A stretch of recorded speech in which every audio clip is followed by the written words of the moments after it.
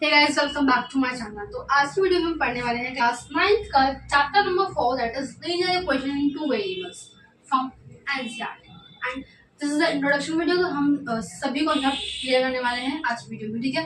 And इसके बाद आप लोग एनसीईआरटी, आर.डी. शर्मा, एग्जाम्पलर हर बुक का हर क्वेश्चन इजीली सॉल्व कर पाएंगे, ठीक है।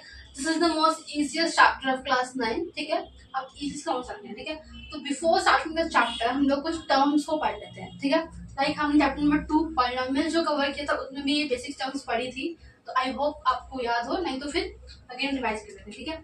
फर्स्ट 2 टर्म्स के बारे में हमने पढ़ा था, that is first is variable and constant. आप लोगों को पता होना चाहिए कि इन दोनों टर्म्स में डिफरेंस क्या है, ठीक है। बिकॉज चैप्टर का नाम ही पढ़ रहा है हमारा linear equations in two variable, तो you should be clear about what is variable, ठीक है। तो लेट्स स्टार्ट। देखिए वेरिएबल एंड कांस्टेंट में क्या डिफरेंस है। वेरिएबल जैसे कि आपको टर्म से ही पता चल रहा है, वेरिएबल यानी कि वो हर जगह पे जो है वेरियस वैल्यूज उसकी आएंगी। वेरिएबल का मतलब है ऐसी चीज जो हर जगह चेंज होती रहेगी, जो कि फिक्स नहीं है बेसिकली। लाइक सपोज अगर हम मैथ्स की बात करें, जितने भी आपके स्मॉल लेटर्स पढ़ेंगे आपने अल्फाबेट्स में, like A, X, Y, Z, P, जितने भी आपके स्मॉल अल्फाबेट्स हैं, स्मॉल लेटर्स हैं, वो आ जाते हैं हमारे वेरिएबल, वो कहलाते हैं हमारे वेरिएबल्स। अब इनको वेरिएबल्स क्यों कहा गया है? बिकॉज अगर आप मैथ्स के क्वेश्चन सॉल्व करते हैं, कोई भी क्वेश्चन सॉल्व करते हैं, उसके अंदर आपको इन जो वेरिएबल्स है इनकी वैल्यूज हमेशा चेंज होती है, कभी भी फिक्स नहीं होती। Like we can take an example, like suppose मैंने ये क्वेश्चन दिया आपको x + 5 = 0। अगर हम इसको सॉल्व कर लेते हैं, आपकी वैल्यू आती है x की x - 5, ठीक है। ऑन द अदर हैंड अगर आप x को यहाँ पे ले देते हैं दिस, तो इस इक्वेशन से आपकी वैल्यू आती है यहाँ पे x = 6। यानी कि आपने अभी तो मैंने 2 एग्जांपल, लेकिन ऐसे कितने सारे एग्जांपल जिससे ये प्रूव होता है कि x की वैल्यू या इनमें से कोई भी वेरिएबल अगर हम यहाँ पे लेते हैं, उनकी वैल्यू हर इक्वेशन में डिफरेंट आएगी, ठीक है। मैं यहाँ पे कुछ और नंबर रखूंगी, देन वो उसके अकॉर्डिंग वैल्यू जो है अपने दे, ठीक है। इसका मतलब क्या है, इनकी वैल्यूज यहाँ पे फिक्स नहीं है, हर जगह पे डिफरेंट डिफरेंट आएगी। दैट्स वाई इन्हें क्या कहते हैं, वेरिएबल्स, ठीक है, जो कि जगह फिक्स नहीं है, चेंज होती रहती है, ठीक है। And on the other hand इसका जस्ट अपोजिट आप कह सकते हैं कांस्टेंट, यानी कि जिसकी वैल्यू जो है, इसे हम कह सकते हैं कि इनकी वैल्यू जो है वो फिक्स है, ठीक है, सेम नहीं है। यानी कि लाइक सपोज मैंने नंबर्स की बात करी, हम लोगों ने मैथ्स में पढ़ रहे हैं कि 2 हो गया, 4 हो गया, पाई की वैल्यू हो गई, या फिर -1 -5, यानी इन की वैल्यू अगर मैं किसी भी क्वेश्चन में पुट करूँ तो वो सेम ही रहेगी, यानी कि 2 की वैल्यू 2 ही रहेगी ना, चेंज तो हो नहीं सकती। लाइक सेम अगर हम इसी क्वेश्चन में देखें, यहाँ पे 5 की वैल्यू जो है वो हमेशा 5 ही रहने वाली है। 5 की जगह पे कभी 6 नहीं आएगा, कभी 7 नहीं आएगा, 5 की वैल्यू तो 5 ही रहेगी। 6 की वैल्यू हमेशा 6 ही रहेगी, ये कभी भी चेंज नहीं हो सकती, ठीक है। सपोज मैंने इसी जगह पे एक और इक्वेशन ले ली, y/6, 6 की वैल्यू 6, यहाँ पे भी 6 ही रहेगा, यहाँ पे भी 6 ही रहेगा, ये कैन नॉट बी चेंज। यानी कि कांस्टेंट का मतलब जो फिक्स्ड है, ठीक है। और वेरिएबल का मतलब क्या है, जो वेरी करते रहते हैं, हर एक क्वेश्चन में जैसी वैल्यू हम पुट करेंगे वैसी उसी वैल्यू आएगी, ठीक है। लाइक हमने यहाँ पे एग्जांपल भी देख लिया, ठीक है। वेरिएबल मतलब जो चेंज होते रहते हैं, फिक्स नहीं है, कांस्टेंट यानी कि जो फिक्स्ड है, ठीक है। I hope you understand. अब बात है नेक्स्ट टर्म। नेक्स्ट देखिए, अब वेरिएबल पढ़ लिया है, कांस्टेंट पढ़ लिया, ठीक है। अब इनसे हमने मैथ्स में पढ़ा है कि हम बात करते हैं टर्म क्या होता है। टर्म क्या होता है? Term is basically the combination of variable, constant, constant variable का कॉम्बिनेशन, या फिर नॉर्मल एक कांस्टेंट, नॉर्मल एक वेरिएबल, ये सब क्या है, एक टर्म है, ठीक है। यानी कि हम लिख सकते हैं यहाँ पे कॉम्बिनेशन ऑफ वेरिएबल्स, या फिर लिख सकते हैं हम लोग यहाँ पे कांस्टेंट एंड वेरिएबल, और या फिर एक सिंपल कांस्टेंट, ठीक है। अब यानी कि लाइक मैंने लिखा 4x, ये भी एक टर्म है। लाइक मैंने लिखा x², अब x² के अंदर यहाँ पे 2x जो है वो आपस में मल्टीप्लाई करना है, तो यानी कि it is a combination of 2 variables, ठीक है। और it is a combination of 1 constant and 1 variable, यानी कि टर्म का मतलब है basically combination of variables, constant, या फिर normal constant and variable, variable and constant, या फिर नॉर्मल एक कांस्टेंट अगर हम लिखते हैं। लाइक अगर सपोज मैंने यहाँ पे लिखा 5, ये भी एक टर्म है, ठीक है। It is also a term, ठीक है। अब नेक्स्ट चीज टर्म के बाद जो आती है नेक्स्ट आता है हमारे पास हमारा अलजेब्रिक एक्सप्रेशन। अब अलजेब्रिक एक्सप्रेशन का मतलब क्या है ये भी हम लोग पढ़ चुके हैं, ठीक है।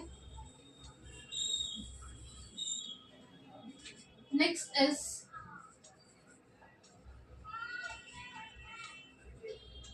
Algebraic expression. अब अलजेब्रिक एक्सप्रेशन का मतलब क्या, टर्म पढ़ा हमने, अब उन्हीं टर्म्स को अगर हम कंबाइन करके लिखें, ठीक है। कंबाइन किसकी मदद से करेंगे, कुछ मैथमेटिकली ऑपरेटर्स के साथ। ऑपरेटर्स कौन से हो गए, लाइक प्लस का साइन, माइनस का साइन, मल्टीप्लाई का साइन, डिवाइड का साइन, इनको बोलते हैं हम ऑपरेटर्स, ठीक है। अगर हम ऑपरेटर्स की मदद से उन्हें हम ज्वाइन करेंगे, कंबाइन करेंगे, तो वो बनेगा हमारा अलजेब्रिक एक्सप्रेशन, ठीक है। या फिर बेसिकली कॉम्बिनेशन ऑफ टर्म्स, ठीक है, which is joined with the help of plus, minus, multiply, divide, sign symbols, ठीक है। then it is combination of terms by plus, minus, multiply, divide, इन्हें हम बोलते हैं हमारे ऑपरेटर्स, ठीक है। ऑपरेटर्स की मदद से जब हम टर्म्स को जोड़ेंगे, यानी कि दो टर्म्स, लाइक सपोज एक टर्म मैंने लिखी है 4x एंड एक लिखी है 5, तो this is a algebraic expression, this is an algebraic expression. Like suppose मैंने लिख दिया 5x² प्लस 4x प्लस 2, ठीक है। तो इसके अंदर ये भी एक टर्म है, this is also a term and this is also a term, ठीक है। इन टर्म को सबने कंबाइन किया है with the help of plus का साइन, ठीक है, यानी कि ये हमारा ऑपरेटर यूज हुआ है, एंड ये टोटल जो पूरी बनी है, this is our algebraic expression, ठीक है। I hope you understand, this is our algebraic expression, ठीक है। अब नेक्स्ट चीज हम बात करते हैं, इक्वेशन क्या होती है। इक्वेशन इज लाइक जब किसी भी अलजेब्रिक एक्सप्रेशन में कि हम इक्वल टू का साइन लगा देते हैं, लाइक सपोज इक्वेशन इसी में हम मैं लिख दूं 5x² plus 4x plus 2 is equal to 6, ठीक है। तो नाउ अब यहाँ पे इक्वल टू का साइन जैसे ही आ गया, ये एक इक्वेशन बन गई। इससे पहले ये सिर्फ एक अलजेब्रिक एक्सप्रेशन था, जैसे ही मैंने इक्वल टू का साइन लगा, दिस इज एन इक्वेशन, ये एक हमारी इक्वेशन है, ठीक है। I hope you understand. अब देखो हमने इक्वेशन पढ़ लिया, वेरिएबल पढ़ लिया, बट हमें क्या पढ़ना है चैप्टर में, लीनियर इक्वेशन पता होनी चाहिए इन 2 वेरिएबल्स, ठीक है। अब वो चीज और देख लेते हैं, ठीक है।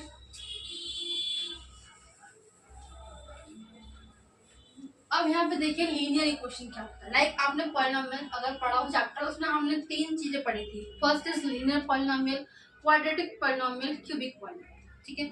अब सेम चीज हम इक्वेशन की बात करेंगे, linear equation, quadratic equation and cubic equation. तीनों में डिफरेंस क्या है, डिग्री का। डिग्री क्या होती है हमने पढ़ा, degree is the highest power of the equation, ठीक है। डिग्री हमने पढ़ा था, this is highest power of the equation कह लो, अलजेब्रिक एक्सप्रेशन कह लो, ठीक है। अब सपोज अगर किसी भी इक्वेशन की डिग्री अगर 1 है तो it is our linear equation, ठीक है। डिग्री का मतलब क्या है, बेसिकली हम हाईएस्ट पावर की बात करें कि उसमें अगर हम कितने भी वेरिएबल लिखे हैं, हाईएस्ट पावर जो होगी वो 1 होगी, उससे बड़ी कोई पावर नहीं है। ऐसे सपोज मैंने एग्जांपल लिखा 4x plus 5 is equal to 10, ये एक इक्वेशन थी, इसके अंदर एक ही वेरिएबल है x और इसकी पावर क्या है 1, तो यानी कि this is a linear equation, ठीक है। नेक्स्ट अगर डिग्री 2 है, इसी सेम इक्वेशन में अगर मैं डिग्री 2 कर दूं, like suppose we are discussing that अगर इसी इक्वेशन में हम पावर जो है वो 2 कर दें x की पावर, तो यानी कि x तो 2 बार रिपीट हो रहा है, बट यहाँ पे x की पावर 1 है, यहाँ पे x की पावर 2 है। इट मीन्स हाईएस्ट पावर क्या होगी इसमें 2, यानी कि बड़ा 2 है, तो यानी कि degree of the equation is 2, and जब डिग्री इक्वेशन इज 2 यानी कि this is our quadratic equation, ठीक है। सेम चीज अगर अब हम इसी केस के अंदर डिग्री अगर 3 करते हैं, यानी कि suppose 4x³ 5x² plus 4 is equal to 10, ठीक है। तो यानी कि अब इस इक्वेशन के अंदर हाईएस्ट पावर है, तो पावर 2 भी है, पावर 3 भी है, but highest power is 3। It means अगर किसी भी इक्वेशन में हाईएस्ट पावर यानी कि डिग्री हमारे पास 3 है, दैट इज हमारी क्यूबिक इक्वेशन। आई होप आपको तीनों डिफरेंस पता लग जाएगा। डिग्री 1 है अगर that is linear equation, degree 2 है अगर that is quadratic equation, and degree 3 है इट मीन्स क्यूबिक इक्वेशन, ठीक है। Degree means highest power of the equation. अब यहाँ पे देखिए हमने लीनियर इक्वेशन पढ़ लिया, यानी कि ऐसे इक्वेशंस की बात करेंगे इस चैप्टर में जिसकी डिग्री है, जिसकी पावर हाईएस्ट पावर जो होगी वो हमारी 1 होगी। एंड अब यहाँ पे इक्वेशन देखिए सभी इक्वेशन में, ठीक है, बट हमें ऐसे इक्वेशन जो वेरिएबल्स है उसके अंदर 2 वेरिएबल्स आने चाहिए। अब वो वेरिएबल्स कोई से भी हो सकते हैं, एक्स वाई वेरिएबल्स हमारे पास कोई से भी हो सकते हैं, ठीक है। तो लेट्स सी, अब हम 2 वेरिएबल्स के एग्जांपल देख लेते हैं, ठीक है। 5x + 4y = 8, ठीक है। अब इस इक्वेशन को ध्यान से देखिए, पहली बात तो इसके अंदर हाईएस्ट पावर हमारी 1 है, x की पावर भी 1 है, y की पावर भी 1 है, डिग्री क्या होगी हमारी, हो गई। This is our linear equation. अभी चेक करना ये 2 वेरिएबल्स में है या नहीं, बस 2 वेरिएबल्स आने चाहिए।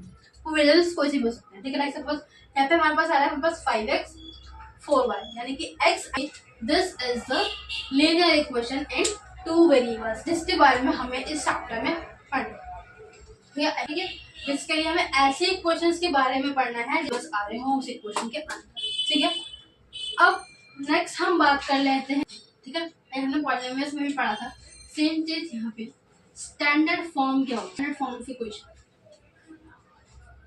ठीक है। स्टैंडर्ड फॉर्म ऑफ इक्वेशन क्या होती है, भाई जो भी है वो 0 नहीं होना चाहिए, ठीक है। अब यहाँ पे देखिए स्टैंडर्ड फॉर्म क्या होती है हमारी इक्वेशन की, यहाँ पे देखिए sorry plus C is equal to zero, this is the standard form for equation. इसके अंदर हमारा a 0 नहीं होना चाहिए, इसके अंदर हमारा b 0 नहीं होना चाहिए, ठीक है। अभी तो कंडीशन क्यों रखी है, बिकॉज अगर a 0 हो गया तो यानी कि x भी 0, यानी कि अगेन ये क्वेश्चन जो है वो 1 वेरिएबल में आ जाएगी, सिर्फ 5 बचेगा ना। सेम 0 हो गया यहाँ पे तो y भी हमारा मतलब ये वाली पूरी जो टर्म है वो गायब हो जाएगी एंड a वेरिएबल के फॉर्म में। इसलिए हमने क्या किया, ऐसी कंडीशन रखी है कि a और b जो है this is the standard form of equation. अब लाइक यानी कि अब हम बोलेंगे कि ये तो इस फॉर्म में नहीं है, इक्वल टू के बाद 0 तो नहीं आया, तो ये तो हमारा गलत हो गया। बट नहीं, तो हमें इसको इस फॉर्म में लेके आना पड़ेगा। कैसे लिखेंगे, इक्वल्स टू के बाद हमेशा 0 होना चाहिए, यानी कि कुछ वहाँ पे 5x + 4y - 8 = 0। It is in the form of equation, ठीक है। I hope you understand in this chapter, ठीक है। आपको सिर्फ बेसिकली पता होना चाहिए कि स्टैंडर्ड फॉर्म ऑफ इक्वेशन क्या है, ठीक है। कहना पड़ेगा और बताना पड़ेगा कि इसके अंदर आओ a b और c की वैल्यू क्या है। अब हमारे पास a की वैल्यू वो होगी जो x के साथ हमारे पास क्या है 5, तो यानी कि इस इक्वेशन के साथ क्या y के साथ क्या चिपका हुआ है, जो भी y के साथ होगा दैट इज हमारी b की वैल्यू हो जाएगी। b की वैल्यू क्या होगी, फिर c इज कांस्टेंट, यानी कि जो भी बचा दैट इज हमारा ये बचा, तो ये हमारा 0%। तो एक क्वेश्चन दे दो, इसका आंसर आपको कमेंट में करना है, ठीक है। Understand is equals to this is the equation. इसको आप पहले कन्वर्ट करना है स्टैंडर्ड फॉर्म ऑफ इक्वेशन में, देन आपको बताना what is the value of a b and c।